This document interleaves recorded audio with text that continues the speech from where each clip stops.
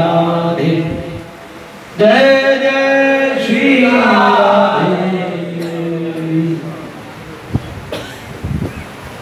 कैसे हैं?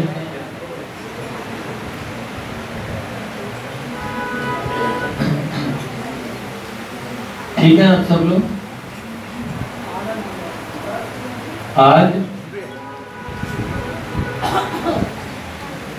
Special appearance है हमारे एक परिवार यहाँ शुरू से गणेशपुरी में उनका निवास रहा है। हम लोगों का क्या विषय चल रहा था, आपको किसी को स्मृति में हो?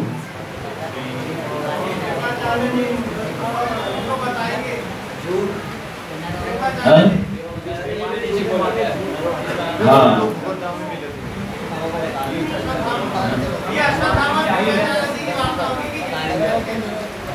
हाँ देख ले बहुत बहुत सवाल।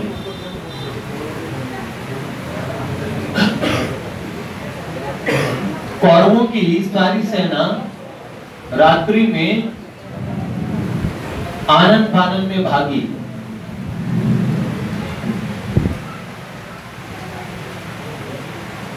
द्रोणाचार्य जी का धृष्टद्युम्न ने वध कर दिया और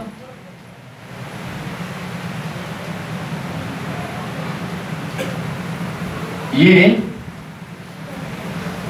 14वां दिन था युद्ध का। इतना रात के अंदर में सारी सेना भाग रही है। दुशासन भागा, दुर्योधन भागा, शकुनी भागा, कृपाचार्य भाग गए, कर्ण भाग गए। अश्वत्थामा सामने से आ रहा था अपने रथ पे विराजित होके। अश्वत्थामा ने कहा दुर्योधन से कि राजा दुर्योधन, इससे पूर्व एक से एक योद्धा मारे गए, पर ऐसी भागम भाग इससे पहले युद्ध में देखी नहीं। ऐसा कौन सा महारथी धराशायी हो गया आज? कौन सा अतिरथी महाबलशाली मारा गया जो ऐसी भागदौड़ मची? तो दुर्योधन का गला भर आया, कुछ कह नहीं पाया और दुर्योधन ने कहा आप इस प्रश्न का उत्तर अपने पूज्य मामा जी से ले लीजिए, कृपाचार्य जी से। कृपाचार्य जी से अश्वत्थामा ने पूछा क्या बात है, सब कुशल मंगल है? तो उन्होंने कहा कुशल मंगल तो अब सदा के लिए चली गई। 10 दिन तक जिस सेना का महासेना को और महापराक्रमी महाअजेय भीष्म पितामह ने संभाला था, जब भीष्म धराशायी हुए उसके बाद में कोई कभी नहीं महसूस होती थी उन्हीं के समान महाबलवान आपके पूज्य पिताजी ने और द्रोणाचार्य जी ने और इस संग्राम को संभाला, कौरवों की ख्याति को बढ़ाया। लेकिन महाबलशाली द्रोण जब इतना भयानक युद्ध कर रहे थे, उस समय जब पांडवों को लगा कि किसी तरह इन्हें जीता नहीं जा सकता, तो पांडवों ने कहा द्रोणाचार्य को अगर अश्वत्थामा की मृत्यु का झूठा समाचार सुना दे तो द्रोणाचार्य जी अस्त्र शस्त्र त्याग देंगे और इसी स्थिति में हम द्रोणाचार्य जी को जीत सकते हैं। तो अश्वत्थामा ने पूछा, तो ये भीम ने राजा इंद्रवर्मा का हाथी अश्वत्थामा मार दिया और हाथी को मार के चला गया द्रोणाचार्य जी के पास में और कहने लगा मैंने अश्वत्थामा को मार दिया, अश्वत्थामा मारा गया। द्रोणाचार्य जी ने युधिष्ठिर से कहा, ये पूछा, युधिष्ठिर सत्यवादी है, सदा सच बोलते हैं, धर्मराज ये बात बताओ क्या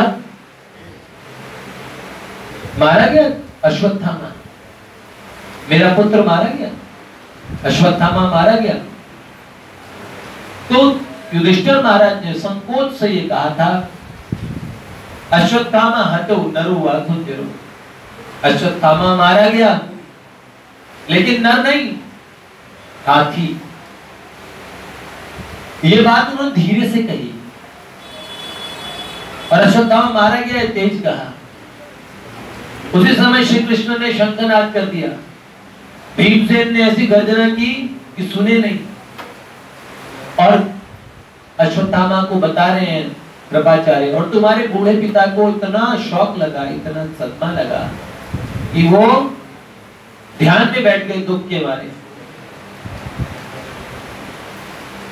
अब भैया जैसे वो ध्यान में बैठे, द्रौपदी का भाई धृष्टद्युम्न, जिसका वरदान से जन्म इसलिए हुआ था कि द्रोणाचार्य को मारने के लिए द्रुपद ने यज्ञ से प्रकट किया था उस पुत्र को।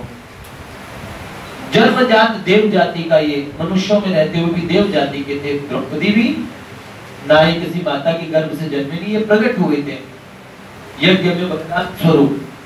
देवी द्रौपदी और धृष्टद्युम्न कवच कुंडल अस्त्र शस्त्र लेके रथ पे बैठ के, और उसमें से हमेशा प्रकाश निकलता था, इसलिए नाम द्युम्न, रोशनी।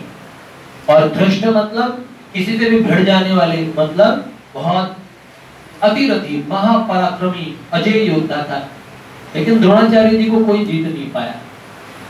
हथियार छोड़ने पे ही द्रोणाचार्य जी को मारा जा सका। द्रोणाचार्य जी ध्यान में बैठे हैं और आइए, बहुत बहुत स्वागत है, आइए आइए।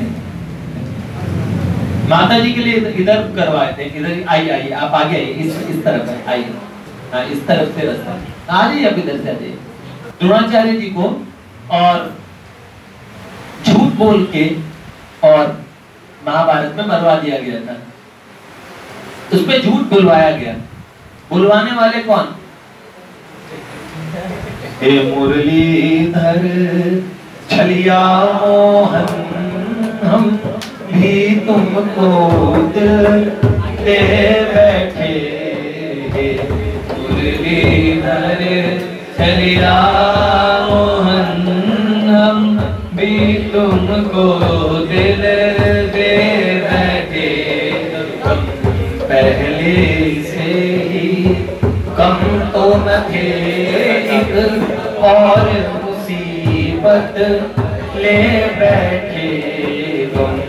पहले से भी कम तो न थे, एक और मुसीबत ले बैठे।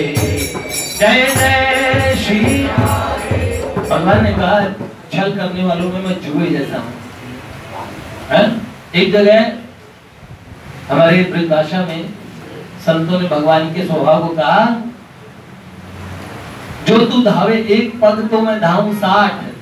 तू एक कदम चलेगा तो मेरा रेशो ये है कि, और I'll step further, कितने कदम? 60 steps, 1:60। मैं 60 कदम चलूंगा। जो तू धावे एक पग तो मैं धाऊं 60, और जो तू कर रो काठ को तो मैं लोहे को लाठ। अगर तुम बांस के डंडे बनोगे तो मैं लोहे का लठ, मतलब जानते हो ना?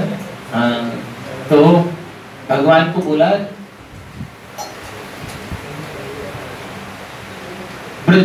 वज्रादपि कठोर, वज्र से भी ज्यादा कठोर, और कुसुम पुष्प से भी ज्यादा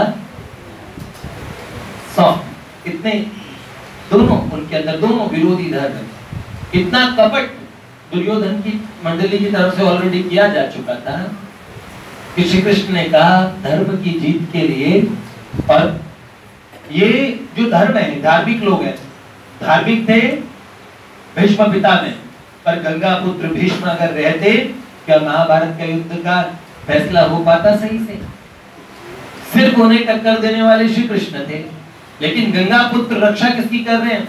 जो भाभी का भी सम्मान न कर सके भरे दरबार में, जिसने भाभी के वस्त्रों पर भी हाथ डलवाया हो, और बड़े बूढ़ों के सामने, वो भी ऐसे कमजोर बड़े बूढ़े नहीं कि जिनके दांत नहीं, पेट में हाथ नहीं, कुछ कर ना सकते हो, जिन भीष्म पितामह के सामने खड़े होने का साहस कोई नहीं कर सकता था, इतने बलवान महारथी अतिरथी महाबलियों के सामने द्रोणाचार्य क्या थे, ये छोटी मोटी पर्सनालिटी नहीं, कृपाचार्य, चिरंजीवी, ऐसे महाबलशाली परिवार के बूढ़ों के सामने, गुरुजनों के सामने और माता समान भाभी के शील हरण का प्रयास किया गया और भीष्म वगैरह को मौन रहना पड़ा, क्योंकि वो सिंहासन से बंधे हुए थे अपने, कि हमने इसका नमक खाया है, सिंहासन के प्रति हम लॉयल हैं, हम प्रतिज्ञाबद्ध हैं। लेकिन आप अपनी प्रतिज्ञा की टूटने को अधर्म मानते हो, तो फिर ये अधर्म क्या? जब एक बड़ा अधर्म है और एक छोटा अधर्म है, देखो किसी जीव को मारना अधर्म है मानो, पर एक आतंकवादी और अभी बम फोड़ने की प्लानिंग बना रहा है, आपने जीवन में चींटी भी नहीं मारी, वो बम फोड़ने का पूरा सिस्टम कर रहा है, आपने एक अद्धा उसके सर में दे मारा, मर गया वो। धर्म की परिभाषा बड़ी, अब आप रो रहे, हाँ मैंने बड़ा पाप कर दिया, आपने कितने लोगों के प्राण बचा लिए। एक जानते हैं धर्म और अधर्म की परिभाषा, हनुमान जी एक दृष्टांत ऐसा आता है, एक महात्मा जी के पास में और एक आदमी था और उसने इतना पाप किया अपने जीवन में है, और भैया उसको इतना मतलब क्या बताएं, उसने वो ऐसा कोई पाप नहीं किया, हिस्ट्री शीटर बता, कितने मर्डर, कितने अपहरण, कितने गलत काम तमाम सब उसने कर लिए। और एक दिन हर आदमी का समय आता है, उसको लगा ये टाइम तो जिंदगी बड़ी थोड़ी से समय की है और पता नहीं कब जीवन समापन हो जाए है, और यारो एक दिन मौत जरूर, एक दिन जरूर मरेंगे। ये बात मन में आई और कहीं से सत्संग दिमाग में पड़ा। एक सच्चे महात्मा वन में एकांत स्थान पे भगवान का भजन करते थे, उनसे पूछा, गुरुदेव एक बात बताइए, मेरे जैसे जीव का भी उद्धार हो सकता है? उन्होंने कहा हो सकता है। तो उन्होंने कहा कैसे होगा? उन्होंने कहा देखो, अब से गलत कामों से बचो, ठीक है बस, और भगवान के जितने भी स्थान हो उन पे जाते रहो, क्रमशः मन में शुद्धि होगी, अच्छे अच्छे लोग मिलेंगे, अच्छे की सोहबत करोगे तो अच्छे हो जाओगे, और जब लगातार अच्छी सोहबत करोगे अपने आप मन में सत्संग का प्रथम भगति संतन हरि संग, पहली भक्ति भगवान के प्रिय भक्तों का संग करना, ऐसी बात कही गई। वो गए अलग अलग स्थानों पे द्वारका, और उन्होंने एक अपना दिया लठ हाथ में, चिकना बांस देखा, तेल पिलाया हुआ भीमसेनी लठ, और वो सोटा दे दिया, और सोटा उसमें कहा कब समझूंगा गुरुदेव मेरे पाप खत्म हो गए और मैं भगवान का और भक्ति करने का अधिकारी मेरे जीवन से तर जाऊंगा, सारे पापों से मुक्त हो जाऊंगा, कब समझा जाएगा? तो गुरुजी ने कहा ये जो बांस है ना, इसमें जब सुंदर सुंदर फूल खिल जाएंगे, इसमें हरी हरी बेल निकलेगी, कोपल निकलेगी, वो फूल खिलेंगे, बांस में निकल सकते हैं क्या? नहीं निकल सकते ना। पर उसने सोचा भैया भगवान की शक्ति अद्भुत है, एक से एक चमत्कार संत महात्माओं ने किए, क्या पता निकलते हो। वो गया, काशी गया, केदारनाथ गया, बद्रीनाथ गया, रामेश्वर गया, पूरे भारत के तीर्थों में घूमता रहा, सत्संगों में घूमता रहा, अपने साथ छोटे को भी स्नान कराता, तो कुछ तो पाप करने, और देखा एक भी चीज निकल रही है, कुछ हरा रहा था, कुछ निकल रहा नहीं, चेक करता था, कुछ नहीं निकला। और भैया जब पूरे भारत के तीर्थ भ्रमण करके उसने कहा कुछ निकलेगा भी कि नहीं निकलेगा, पर भाई महात्मा ने, गुरुदेव ने अपने मुंह से बोले, इतने सिद्ध महात्मा है, मुझसे झूठ क्यों बोलेंगे? सच्चे व्यक्ति ने और क्या किया, एक दिन एक जंगल से रास्ते में निकल रहा था, पेड़ पे जाके उसने सोचा सो जाऊं, कोई जानवर वगैरह आएगा तो रात में पेड़ पे सो जाता हूं। पेड़ पे सोया और उसी समय उसे नीचे खुसर खुसर सुनाई दी। उसने क्या सुना? 10-15 लोग बैठ के प्लानिंग बना रहे। उन्होंने कहा पास के गांव में आग बनाते हैं, दरवाजे बंद कर देंगे, लोग जल जाएंगे, जिंदा जल जाएंगे, ऐसा प्लानिंग बनाई, और सबूत रहेगा नहीं। इस समय राजा ने बड़ी सख्ती कर रखी है, जो स्वर्ण वगैरह है और निखर जाएगा आग से, वो सोना चुन लेंगे। बड़ी अच्छी प्लानिंग वो डकैती की कर रहे हैं, विरोध करने वाले लोग रहेंगे, हर घर के बाद चिटकनी लगा देंगे। उन्होंने कहा अच्छा, सब प्लानिंग बना है। उसने सुना, उसने भी बड़े मर्डर किए थे, उसने सोचा देखो जीवन भर 50-60 तो मार ही दिए होंगे, ये तो बड़े बदमाश है, सीधा 500-700 को मारने का प्रोग्राम बता रहे हैं, तो 15 की गिनती और बढ़ा लेता हूं, ठीक है ना, फिर प्रायश्चित 65 का कर लूंगा। तो उसने कहा और इनकी सेहत भी मुझसे ज्यादा नहीं लगती और लठ चलाने में मुझसे उस्ताद भी कोई नहीं, तो गुरुजी के सोटे में ऐसे तो फूल फल निकलने के नहीं, इस सोटे का दूसरा ही उपयोग कर लेता। अपनी बुद्धि उसने लगाई है और ऊपर से कूदा है। शिवजंगली हनुमान जी महाराज की और जय श्री राम बोल बोल के वो भैया ऐसा उग्र रूप धारण कर लिया जैसे साक्षात हनुमान जी आ गए। जय श्री राम फटाफट सर फूटने शुरू कर दिए। उन्हें ये काल कहां से आ गया रात में, हथियार उठाए, उससे पहले वो सबको पधरा चुका था और इतना खून बहाया और कहा हे प्रभु अब आपकी मर्जी सो मर्जी, बहुत पाप किए थे और देखो खाते में ऐड होने है। और बैठा अंधेरे में थोड़ा सा छोटे का सहारा लेके और लिखता है ऐसे सहारा लेता है, तो उसने देखा उसमें कुछ रेंग रहा है। उसने क्या रेंग रहा है देखा, पास में देखा उसमें से बेल निकल रही है और बेल निकल के तत्काल फूल बड़े बड़े खिल गए।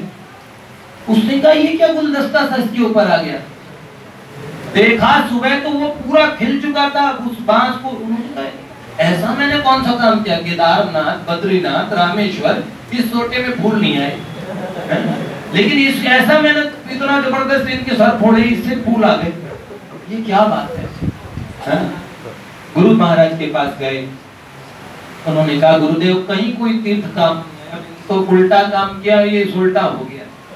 जी ने कहा देखो भैया धर्म की गति बड़ी सूक्ष्म है, क्रियाओं से इसका निर्णय नहीं किया जा सकता। महाभारत सीरियल जब समापन हुआ तो एक प्रेस कॉन्फ्रेंस को और इनवाइट किया गया और जो सेवरल क्वेश्चंस वर आस्क्ड, बहुत सारे प्रश्नों को अलग अलग व्यक्तियों से पूछा गया। उनमें से जब ये पूछा गया दुर्योधन जो सज्जन बने थे, पुनीत ईश्वर जी, आपको प्रसिद्ध महाभारत याद होगी, उस समय कर्फ्यू सा लग जाता था, तो पुनीत ईश्वर जी से पूछा गया कि सबसे अच्छा कैरेक्टर कौन सा महाभारत में, तो उन्होंने कहा नो डाउट दुर्योधन। तो दुर्योधन बने, लेकिन ये तो ठीक है, लेकिन आप जब सुनेंगे सबसे बुरा कैरेक्टर कौन सा, सबसे खराब महाभारत में, उन्होंने कहा श्री कृष्ण। मतलब दुर्योधन सर पे सवार हो गया था। श्री कृष्ण की बातों को समझ पाना, भगवान ने कहा था युधिष्ठिर महाराज को कि बोल दो गुरुजी है ना, ऐसे तो मरेंगे नहीं है गुरुजी, तो एक काम करना बताओ, शिखंडी नपुंसक है उसको आगे करके ले जाओ, गंगा पुत्र भीष्म बाण नहीं मारेंगे, उनके लिए वो स्त्री है। गंगा पुत्र भीष्म का तो ये भी व्रत था, जो स्त्री के नाम वाला होगा उसे भी नहीं मारूंगा। ये आदमी का नाम होता है अर्जुना, किसी आदमी का नाम किरण है। अब ये नाम रख सकते हैं, अलग अलग नाम होते हैं, तो नाम उन्होंने तो कहा मैं स्त्री को तो नहीं मारेंगे, जो जिस आदमी ने स्त्री का नाम रख रखा है उसे भी नहीं मारूंगा ऐसा। पर भगवान ने बोला ये तुम्हारे बाबा पड़बाबा जी, ये पितामह जी ऐसे जाएंगे, ये आचार्य जी ऐसे काबू में नहीं आएंगे, इनको बोल दो तुम्हारे बेटे को मार दिया, अश्वत्थामा को मार दिया। युधिष्ठिर जी ने बोला झूठ बोलेंगे, झूठे मार दिया। भीम ने कहा झूठ क्यों बोलेंगे, उनकी फौज में एक हाथी था अश्वत्थामा, उसको एक घुसा मारा भीम ने, हाथी का सर फट गया, भीम से जोर चिल्ला अश्वत्थामा मार दिया। भैया बोल देना अश्वत्थामा मर गया, अब तो झूठ नहीं है। द्रोणाचार्य जी के सामने ये बात कह दी, द्रोणाचार्य जी को भीम की बात पे विश्वास नहीं था। युधिष्ठिर से पूछा, युधिष्ठिर महाराज ने कह दिया अश्वत्थामा मारा गया, नर नहीं थी, नरो वा कुंजरो। ये लाइन भगवान ने शंख बजा के छुपा दी और युधिष्ठिर ने धीरे बोला। उस दिन से कहा जाने लगा युधिष्ठिर महाराज इतने धर्मराज थे, उनका रथ धरती से 10 उंगल ऊपर चलता था, लेकिन उस दिन ये झूठ बोलने से धरती पे सट गया। तो लोग कहते देखो झूठ का कितना बड़ा पाप। लेकिन आपको एक सच्ची बात बताएं, ये झूठ का पाप नहीं था, जब भगवान ने कहा कि मैं कह रहा हूं झूठ बोल दो, इस समय झूठ बोलना जरूरी है, वरना अधर्म जीत जाएगा, धर्म हार जाएगा। एक बात बताओ, सदा हमारे शास्त्र एक बात कहते हैं, ना सत्य वचनम सत्यम ना असत्य वचनम मृषा, यो तो भूत अत्यंतम हितम तम सत्यम कवयो विदुः। जिससे किसी का पूरा भला होता हो, इसे सत्य कहते हैं। खाली सत्य ही सत्य नहीं है, और असत्य हमेशा, जैसे डॉक्टर ये कहता पेशेंट को, मैं तो सच बोलूंगा, तू मरने वाला है, कोई बचाने वाला नहीं है बेटा तुझे। ये डॉक्टर कहने लगा पेशेंट को, बोलो वो पेशेंट 4 महीने बस जीने वाला था, वो 4 घंटे भी नहीं जी पाएगा, अटैक पड़ेगा उसे। डॉक्टर ने इतना भयानक करके बता दिया बीमारी को, अरे माना भयानक बीमारी है, लेकिन उसे ऐसे कहना चाहिए, नहीं कोई चिंता की बात नहीं है, कोई चिंता की बात नहीं है। तो रोग की गंभीरता बताना सच्चाई है, लेकिन इस तरह बताना ये बहुत गलत बात हो सकती है, ये समझने लायक बात है। तो सच बोलना, मैं तो साफ बोलता हूँ, आप बिल्कुल कौवे जितने काले हैं,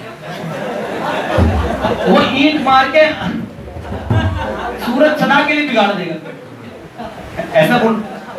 हमने तो सच कहा था, उनको मिर्ची लगी तो मैं क्या करूं, इस मिर्ची को तुम बर्दाश्त कर पाओगे?